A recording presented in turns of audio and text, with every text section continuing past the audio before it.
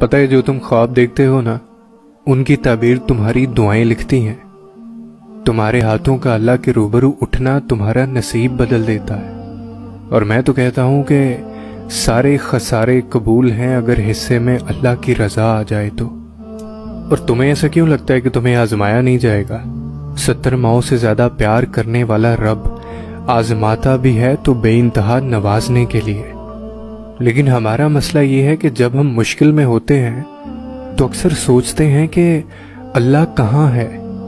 تو ایک بات یاد رکھیں کہ امتحان کے دوران استاد ہمیشہ خاموش ہی رہتا ہے، کیونکہ وہ رب انہی کو دیتا ہے جو اس پر یقین رکھتے ہیں۔ جہاں مایوسی ہو وہاں ہاتھ خالی رہ جایا کرتے ہیں۔ اور جب یہ ذلت اور عزت اللہ کے ہاتھ میں ہے تو کوئی کیسے گرا سکتا ہے تمہارے معیار کو؟ یہ زمین والے کچھ نہیں کر سکتے۔